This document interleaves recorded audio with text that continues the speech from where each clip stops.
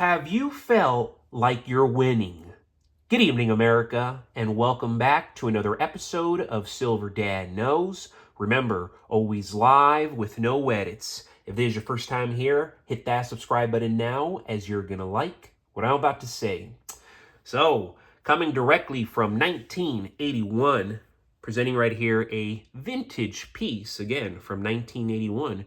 We're looking at a 1 ounce, 0.999 plus fine silver round, minted by the Worldwide Mint, and features a powerful patriotic design. On one side, it showcases the profile of Lady Liberty encircled by 13 pointed stars, symbolizing unity along with independence. Then we go to the reverse, displaying a bold image of a bald eagle, reinforcing themes of strength and freedom. These iconic American symbols make the round not only a solid investment in silver, but also a meaningful gift for friends, for family, for coworkers, anybody, right?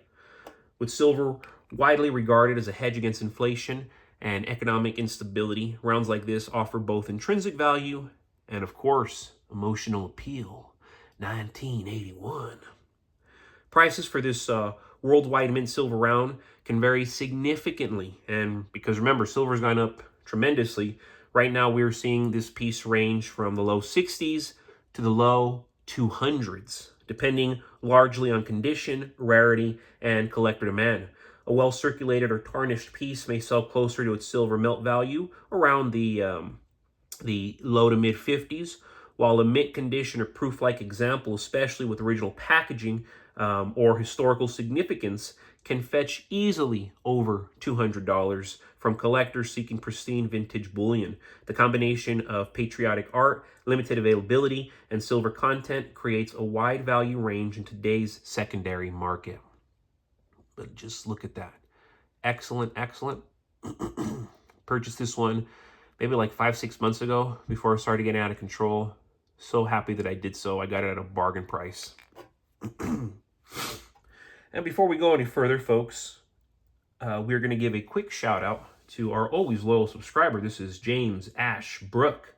I switched from silver to half sovereigns because of CGT tax exemption while waiting for the dip, while the financial sector dips silver to stock LBMA with buyback at lower prices. I suspect there will be more dip when government panics and tries to print their way out.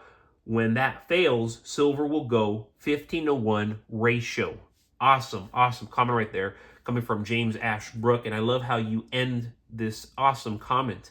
I suspect there will be one more dip when government panics and tries to print their way out, and when that fails, silver will go 15-to-1. So it's like at this point it's inevitable, folks, because of course we already know that all this printing, it is not sustainable. People can't afford insurances, they can't afford their mortgages, they can't afford car notes, they can't afford essentials, they can't afford food, they can't afford water, let alone investing for their child's college fund, if that's even still a thing, right? Excuse me. Yes, I mean, we already know the government's going to fail with this printing phase. It's not going to solve things. It's going to make things worse. It's only prolonging the suffering. It's making the suffering longer. And I couldn't tell you why this is, aside from being voted into office. That's all they care about. Every single politician, they're more concerned about being voted into office than they are serving the people that they're supposed to be serving. I mean, look what's happening right now with Congress. It's baffling. 10, 15 years ago, the things that are happening today, we would have looked at and said, oh no, there's no way that's going to happen in the future. And lo and behold, this is the reality of the present. But yes, folks, gold, we already know it's going to hit the 5 digits. Silver, we already know it's going to hit the 3 digits. And if it can hit the 3 digits, why would it not hit the 4 digits? Why would it not hit the 4 digits? I'm not saying it's going to hit the 5 digits. You know, that Wall Street gentleman, he interpreted gold exceeding 100,000 long-term and silver exceeding $10,000 long-term. Amazing, right? But let's just say it does a fraction of that. It does a fraction of that. Gold hits 60, 70, 50 even, and silver hits $2,000. That's a win, folks. That's a massive, massive, massive win when you can still currently purchase silver for under $100 an ounce. Put two and two together.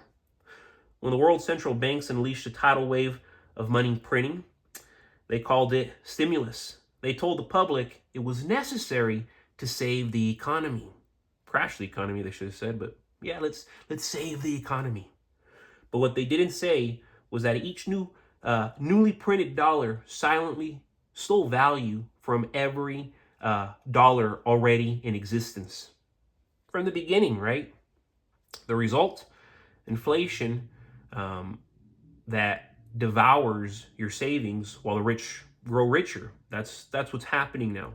Inflation is eating everything while the rich get richer, and our poor family members, our poor colleagues, they get poorer.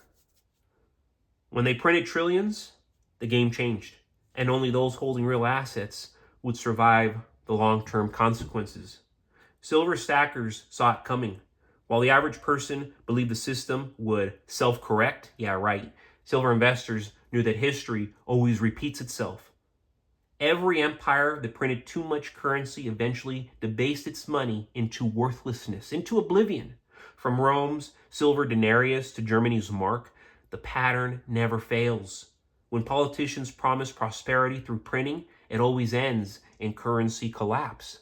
Because how can you make something right when you're just creating it, when you're not working for it? Money for nothing? I love that song. But money for nothing is not a reality. It's a fantasy. And I always tell people this. I always ask people this. Do you want to live in la la land, or do you want to live in reality? Do you want to know what's actually going on in your life and what's going on with the people in your life? Or do you want to just close doors and, I live in la la land? By holding silver, you position yourself differently. You didn't rely on false promises of paper wealth or government-backed stability. You chose an asset with no counterparty risk, something tangible, something timeless, folks, going back to the biblical days. When the dollar's purchasing power slips further each year, your silver doesn't just sit idle. It stores real value the fiat currency cannot. You made a move that most people won't understand until it is far, far, far too late. The media told you stocks were the only path to wealth. Banks told you save in an account yielding next to nothing. Meanwhile, silver quietly remained one of the most undervalued assets on earth for a very long time. While Wall Street gambled with paper promises, you bought something with the 5,000-year track record as money. You weren't chasing hype. You were preserving purchasing power. And that's why when I talk to these financial advisors or bankers and they say, oh, you're stacking gold, you're stacking silver. Yeah, I've been stacking gold. I've been stacking silver. And back then they used to say, oh, no, that's not a good move. Don't get into crypto. Don't own silver. Don't own gold. Now, those same people are saying, hey, you still own that stuff, right? Hold on to it. Hold on to it. Hold on to it, folks. As long as you can. Unless you absolutely have to pay bills and you're in the gutter, hold on to your gold. Hold on to your silver. Keep it in a vault. Bolt it to the ground. And if you have something that's buried in the ground, even better. The media told you, the media just lies and lies and lies and lies. And so many people have listened to the media. Why? Why? Every printed trillion makes your decision look smarter. Because the more currency they create, the scarier real money becomes. And silver is real money. When the next crisis hits and people rush to convert paper into anything tangible, those with ounces in hand, we won't be scrambling. We're going to be ready.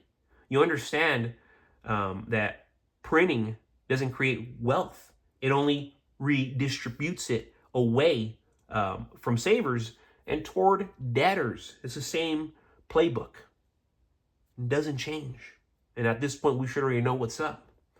And that's why I say inflation punishes the patient and rewards the prepared. You're the latter. While others will panic as prices skyrocket and savings vanish, You already own what the masses suddenly crave. You'll be the calm in this storm. So when they printed trillions and you bought silver, you didn't just make a financial decision. You made a survival decision. History will show who won. And spoiler alert, it's the one holding the ounces, not the IOUs. But folks, as always, thank you so much for joining us for another evening, another episode of Silver Dad Knows. God bless you, God bless your household, and God bless America.